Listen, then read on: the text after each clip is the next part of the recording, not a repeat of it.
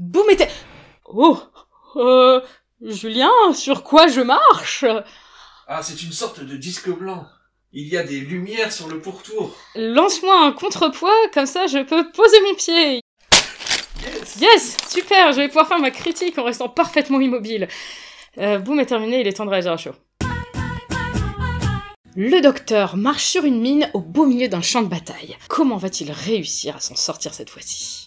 La première chose qui me marque avec cet épisode, c'est qu'on a vraiment un éclectisme au niveau de ce début de saison. On nous l'avait vendu comme tel, avec un ton différent pour chaque épisode, et là vraiment c'est le cas, on est sur un épisode beaucoup plus dur, beaucoup plus sérieux, beaucoup plus sombre. C'est un épisode qui parle énormément d'actualité, déjà de guerre, de capitalisme au sein de cette guerre, et surtout d'intelligence artificielle. Des gentilles intelligences artificielles. Des gentilles intelligences artificielles. Et des méchantes intelligences artificielles. Et du fait qu'en réalité ce ne sont que des robots, qui seraient assez bêtes pour envoyer sur un champ de bataille des armes gérées par une IA. On se pose la question quand même, hein. Le début est haletant. On est vraiment pris dans ce pré-générique où ils essaient de trouver leur route au milieu du champ de mine. Il y a pas beaucoup de mines d'ailleurs, tiens, j'ai envie d'y penser. Il y a une mine sur leur champ de mine. Il y a une mine au fond d'un trou. Il y a 2 personnes qui arrivent à marcher dessus quand même. C'est vrai. En plus, elles sont visibles. C'est vrai qu'elles sont invisibles. Mais quand même, ils ont de la chance, hein, parce que vu la taille des machins, et vu comme ils courent n'importe comment sur le champ de bataille, ils ont vraiment de la chance. Il dit à Ruby, fais attention où tu marches, mais elles sont invisibles les mines. Donc, elle a beau faire attention. C'est du détail, c'est... Là, ouais, là, on est, là, on pinaille, là, on pinaille. Mais, bref, toute l'installation est vraiment chouette. On retient son souffle. Alors, on savait très bien que le docteur allait poser son pied sur la bine, hein, mais n'empêche que ça fonctionne très bien. Et tout ce moment où il y a uniquement Ruby et le docteur en train d'essayer de résoudre ce problème, juste d'essayer de poser le pied par terre, j'étais vraiment en haleine. Et à partir du moment où il pose son pied, j'ai plus ressenti de tension. Le fait que l'épisode soit très prévisible n'aide pas. C'était évident qu'il n'y avait pas d'ennemis dans cette guerre. Très très vite, on le comprend.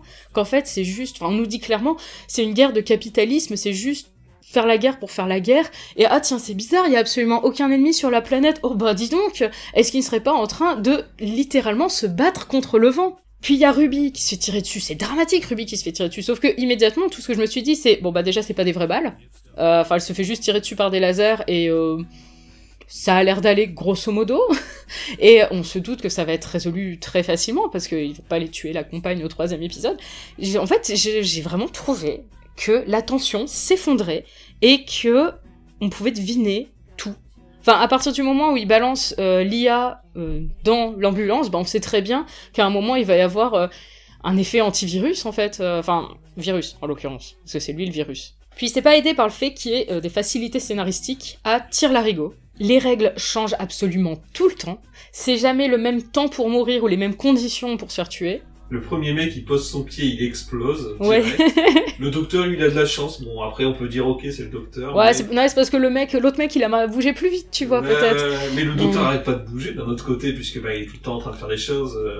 Mais de l'autre côté, celui qui doit être soigné, ça prend un certain temps quand même pour le faire, pour le transformer en bâton, là, pour pas dire autre chose.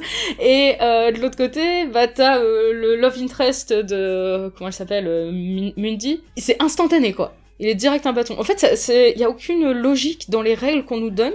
Le docteur, il nous invente 10 règles par rapport au fonctionnement de la bombe et de l'ambulance. Enfin, ça change tout le temps. C'est en gros, à ce moment-là du scénario, on a besoin d'une règle qui dit ça, donc on va dire, ça c'est nouvelle règle. Aussi, ça me gêne ce truc tout est résolu hors champ. Tout est résolu à l'intérieur du système, en fait. Donc nous, on a l'ambulance qui dit « Ah là là, le virus a été éliminé », et puis juste derrière « Eh ben non, le virus, il est là !» Et en fait, il a tout niqué. Ok, on a un compte à rebours, il reste 5 minutes, il reste 400 secondes à Ruby, mais c'est ultra artificiel. En fait, toute la tension, j'ai trouvé, était artificielle. C'est sur la bombe, il y a une barre de chargement, et quand on a besoin de remettre un petit coup de pression, et paf, on va la faire avancer un petit peu. Tu sais pas pourquoi, particulièrement à ce moment-là, alors que le docteur, il était tout aussi tendu 20 secondes auparavant, mais non, là, c'est le moment où elle va se remettre à charger. Moi, j'ai trouvé ça mou du genou, en fait. Ce qui est rigolo parce que c'était aussi très précipité, je trouve. Mais ouais, il y avait les deux à la fois. En fait, les trucs un peu importants, elle est super vite. Et tu passes un temps infini dans ce trou où ils sont juste en train de discuter. C'est long. Pourtant, j'adore les huis clos. Ça, c'est un très bon point de l'épisode. Je trouve ça trop cool d'avoir fait un huis clos en extérieur, mais dans un trou. Ça marche super bien à ce niveau-là. Mais c'est vrai que j'ai trouvé ça verbeux. En parlant de verbeux, ce qui l'est particulièrement, c'est la résolution. Ça m'a rappelé une certaine période avec comme showrunner un certain Steven Moffat qui aimait beaucoup faire des résolutions où le docteur parle très vite pour en fait cacher que le fait que la résolution elle est un petit peu bidon, mais comme on va te dire beaucoup de mots et puis très vite et puis on va te donner plein de concepts et on va te dire waouh t'as vu ça claque, et dans ce cas-là t'y crois, tu fais ouais c'est vrai ça claque, alors qu'en fait la résolution elle est bidon. Je suis désolée en fait. Cet épisode, je craignais un peu des vibes saison 6. Si vous êtes habitué à cette chaîne, vous savez que la saison 6 est la saison de Doctor Who que j'aime le moins. Et j'ai véritablement retrouvé l'écriture de cette période-là. Déjà, Steven Moffat, il a un peu tout mis de son côté à ce niveau-là, parce que c'en est presque une parodie de lui-même, à quel point il va utiliser tous ses gimmicks. Alors j'ai listé, et attention, j'ai listé à un seul visionnage, alors je sais que je pourrais en retrouver, j'ai listé les militaires religieux, la fausse mort de compagne, le capitalisme, la blague salace à propos du tatouage, le champ de bataille où ça se bat pas vraiment, les hologrammes, les IA à tête humaine, l'esprit humain sauvegardé, et les gens qui ne sont pas vraiment morts. Ça y a pas à dire, lui quand il a un sujet il s'y tient. Alors je désamorce tout de suite. J'aime bien Steven Moffat, il y a énormément de choses que j'aime bien dans ce que fait Steven Moffat, mais il y a aussi des choses qui me plaisent pas, et malheureusement, Boom va plus du côté de ce que je n'aime pas. Mais après, ces persos, je sais très bien que vous allez pas trop être d'accord dans les commentaires. Mais bref, par contre, ce que j'ai apprécié dans le fait de s'auto-référencer autant, c'est vraiment les références directes, c'est mignon, les petites références à Fish Fingers and Custards, à Villain Guard, bon voilà, il vient un peu chercher son héritage pour le mettre dans l'air de quelqu'un d'autre. Pourquoi pas ça, pour le coup ça me surprend pas tellement. Fishfinger, c'était un poil forcé quand même. Ouais, mais Villain Guard, par contre, c'était bien trouvé parce que c'est quelque chose de pas très connu en fait. C'est quelque chose qui. C'est le genre de choses qui donnent de la consistance au lore, d'aller rechercher un truc qui a déjà été référencé dans d'autres épisodes, mais très vaguement. Mais donc c'est cool parce que ça va chercher un truc qui est déjà existant dans le lore. Enfin, c'est sympa, je trouve. Mais ouais, je disais que je trouve que l'épisode reflète beaucoup l'aspect de Doctor Who que j'aime le moins. J'avoue que je suis déjà pas très épisode champ de bataille. Les épisodes SF purs aussi, c'est pas trop mon truc. Et surtout, moi ça me gonfle quand Doctor Who passe 10 ans à parler de religion. Donc forcément, en fait, il y avait beaucoup de choses qui étaient mêlées dans l'épisode qui font que c'était un épisode qui avait peu de chances de me plaire. Ah, et alors il y a un truc, alors pour le coup c'est pas la faute de l'épisode, c'est un problème avec The Devil's Cord.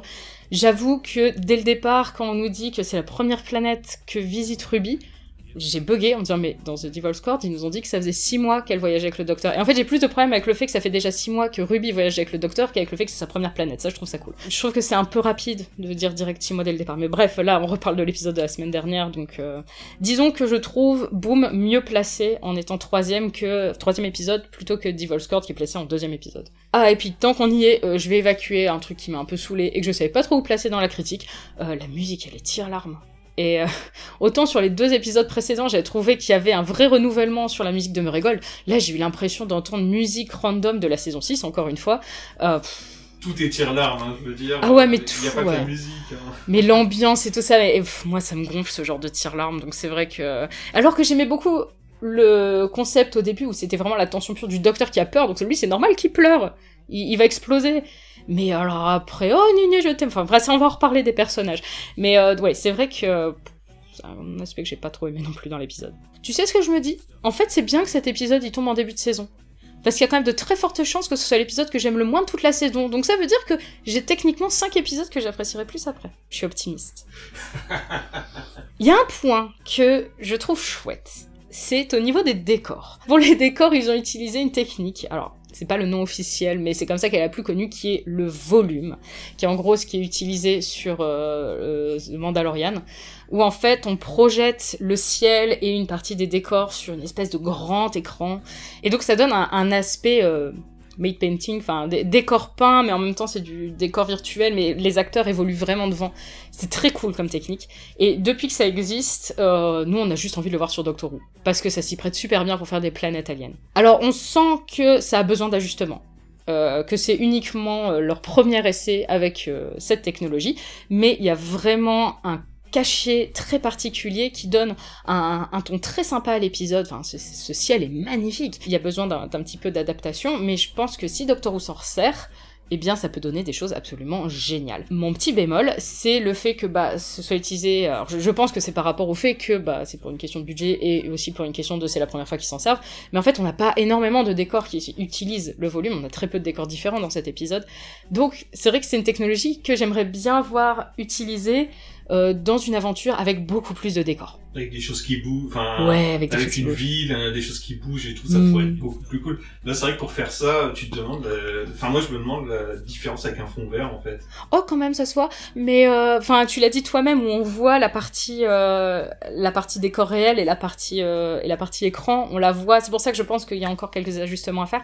Mais je pense vraiment que c'est un premier test. Tu vois, ils ont fait un truc très simple pour leur première utilisation. J'ose espérer que c'est pour faire quelque chose de plus ambitieux par la suite. Autre point positif, le Docteur et Ruby, qui sont super attachants, je les adore. Je trouve que Gatwa a parfaitement incarné l'image que Steven Moffat a du Docteur, parce que Steven Moffat l'a dit clairement, pour lui, quand il écrit pour Doctor Who, il écrit pas pour un Docteur, il écrit pour le Docteur, mais forcément il a son image du Docteur, qui en fait est assez unique. Il y a très peu d'autres scénaristes qui écrivent le Docteur comme Steven Moffat. Et en fait, je pense aussi que ça joue un peu dans l'impression que j'ai eue de voir un épisode de la saison 6, c'est que on sent que la façon dont les discours du Docteur sont écrits, dans sa façon de parler très vite, on sent très bien qui a écrit cet épisode. Et je trouve que Ncuti Gatwa s'en sort très bien avec ce matériel, qui est très différent de ce qu'il a eu à jouer jusqu'à présent. C'est rigolo parce qu'en vrai, quand tu regardes, on dit ça parce que oui, c'est vrai sûrement, mais il a écrit Matt Smith et Peter Capaldi d'une façon totalement différente. Ben, je suis pas persuadée, je pense vraiment que il a adapté son écriture au moment de la saison 9. Parce que regarde, la saison 8, il l'avait écrit exactement comme Matt Smith. Et dans le Docteur, à partir de la saison 9, est différent de la saison 8. Mais quand tu regardes, déjà dans l'interprétation de Peter Capaldi, alors que le Docteur écrit de façon très similaire, et ben dans la saison 8, il était quand même assez différent des saisons précédentes. Parce que je pense que c'est une façon d'écrire et les comédiens qui vont venir se l'approprier avec leur façon de jouer. On a aussi, encore une fois, le Docteur qui chante. Donc on a quand même un leitmotiv au fil de ces épisodes. C'était chouette d'avoir une chanson amenée d'une façon très différente de la façon dont c'était amené dans les épisodes précédents. Ruby, malheureusement, dans l'épisode... on n'a pas tellement le temps de la voir, mais par contre, dans toute la partie où on la voit, elle a vraiment ce côté aller au-delà du danger. On ressent sa peur, et pour autant, elle est toujours prête à aller à l'action. Elle va pas se laisser démonter. Le Docteur lui dit... reste sur le côté, non, elle veut être au cœur de l'action. Je trouve que c'est important à noter au niveau du développement de ce personnage, et qu'on a vraiment à chaque fois ce côté où elle n'a pas peur d'aller de l'avant et d'aller voir ce qui se passe. Comment est-ce qu'on dit déjà dans les entreprises ? Entreprenante. Par contre, à l'opposé de nos deux personnages principaux qui sont vraiment cool, on a les autres personnages qui sont passablement creux. Alors pourtant, c'est pas faute d'essayer de leur donner du background, hein. On fait bien comprendre. Alors, et ces deux-là, il y a une tension amoureuse entre les deux. Et regardez, là, c'est papa, il a amené la fille. Moi, j'ai cru qu'il y avait un mystère autour de la fille, de pourquoi il avait le droit de ramener sa fille, tellement on nous insiste dessus. Bon, non. Bon, après, pourquoi pas ? Enfin, il faut des personnages pour habiller le truc, mais j'ai trouvé qu'on passait énormément de temps à essayer de nous faire de l'exposition sur ces personnages-là, alors qu'on en avait rien à foutre, en fait. Ça m'a semblé, mais forcé. Surtout la storyline entre Mundy et Carson. C'est bien, ils sont en train de se faire leur déclaration d'amour alors qu'il reste 2 minutes au Docteur à vivre et Ruby pas beaucoup plus. Activez, quoi. En fait, c'est ça que je veux dire dans le fait que j'ai trouvé que la tension était super mal dosée. En fait, ce genre de scène est venu me casser en continu la tension. Ensuite, il y a Splice. Alors, je sais que c'est compliqué de faire jouer des enfants, c'est pas très gentil pour elle, je suis désolée, petite actrice, qui fait probablement de ton mieux, c'est sûr, mais ton personnage, il est insipide. Elle fait peau de fleurs. Franchement, elle serait pas là dans la scène, ça serait pareil. Après, ça appuie la storyline famille, qui est là en continu.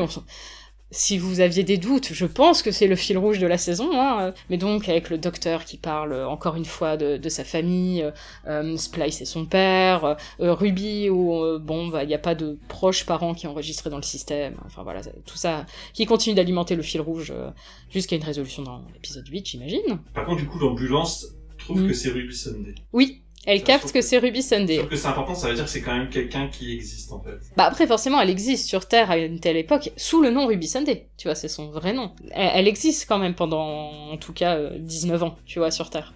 Donc c'est logique qu'elles soient enregistrées dans le système. Enfin bref, les personnages secondaires, ils seront probablement oubliés d'ici la fin de la semaine. Parmi ces personnages secondaires, on en a quand même une, Mundy, qui est jouée par Varada Sethu. C'est annoncé officiellement, maintenant c'est plus du spoil. Oui, c'est la prochaine compagne. C'est une des compagnes sur la saison 2. Et donc, elle arrive là. sur ce personnage un peu random sur un champ de bataille. Je trouve dommage aussi que ce personnage, Mundy, son seul intérêt dans l'épisode, ce soit d'avoir un love interest. Je trouve ça un peu triste, quoi. Bon, bref, après, voilà. On verra véritablement le personnage de Varada, c'est tout. Là, c'est si ça se trouve, ouais, que c'est juste pour nous la présenter avant et qu'en réalité, ça aura pas d'influence sur son personnage.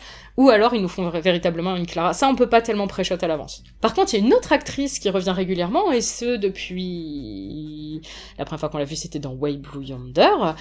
C'est une actrice qui s'appelle Susan Twist, et qui est dans tous les épisodes, à part The Giggle, à moins que ce soit elle la main qui ramasse la dent, hein.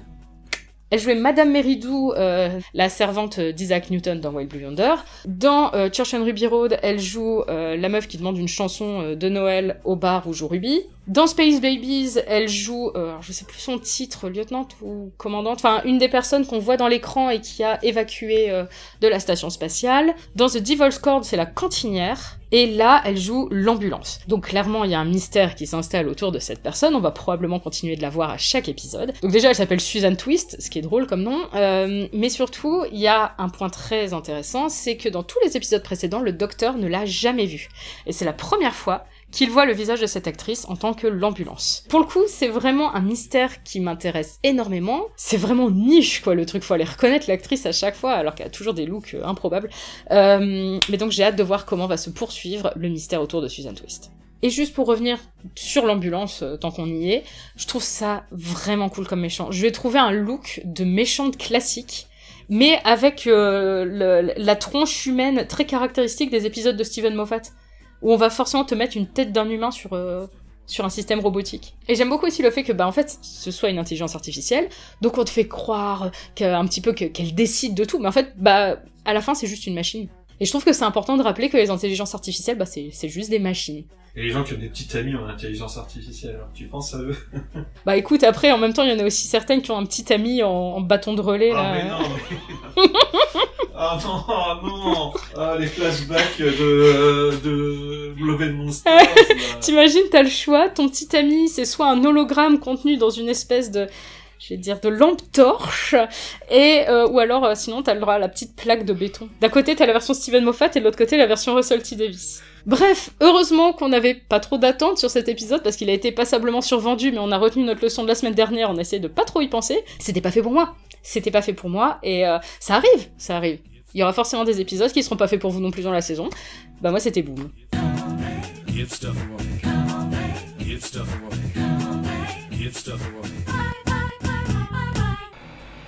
Oh, mais alors ça... Grâce à la magie des ficelles scénaristiques, j'ai réussi à me débarrasser de cette mine, ça veut dire que je pourrais être là la semaine prochaine pour un bon épisode. Zoubi zoubi, et à la semaine prochaine.